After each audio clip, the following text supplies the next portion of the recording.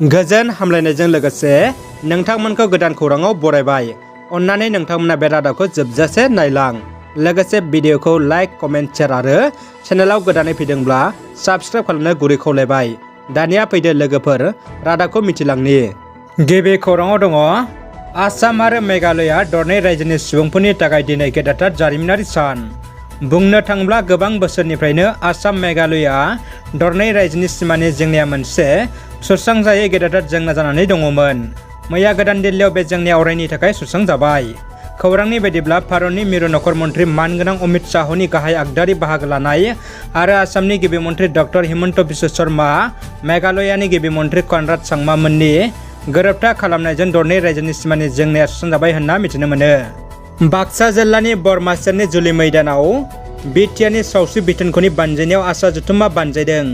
बे जथुम्मायाव बिटिआरनि सावस्रि बिफाननि मावफुंगिरि सोद्रोमा अरुप कुमार दे, बिटिआरनि मावफुंगिरि सोद्रोमा राकेश ब्रह्म, एमसिएलए हेमन्त राभा लोगोसे बिटिआर सावस्रि बिफाननि गोबां गोजौ थाखोनि मावख'गिरिफ्राबो बाहागो लायो। मैयानि जथुम्मायाव बिटिआरनि मोनबा जिल्ला फारियै क'क्राझार, चिरां, बाक्सा, तामुलपुर आरो उदालगुरि जिल्लानि गोबां जौ आसाम मावथिफ्रा बाहागो लायो।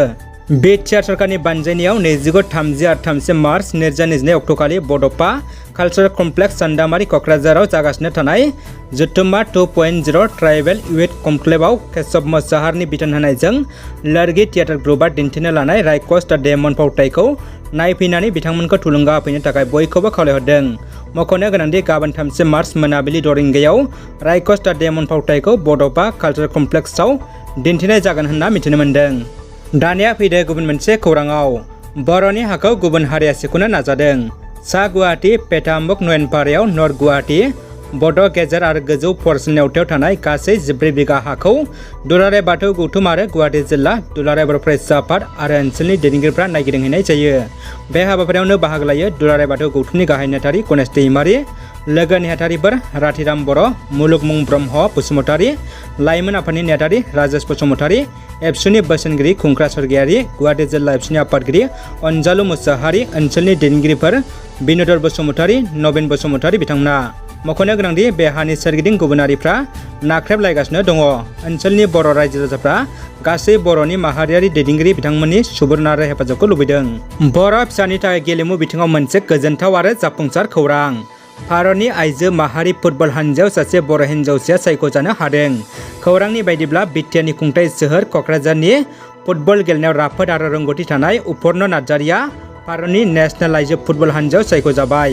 बिथां उपर्न नार्जारिनि भारतनि फुटबल हानजायाव सायख'जानाया क'क्राझारजों लोगोसे गासै बर' हारिनि गोग्गानाय लाबोदों। कभिड डिउटि मावनायनि दानबान्था मोनैनि सावस्रि बिफाननि मावफारियाफ्रा दुखु मोननाय फोरमायदों।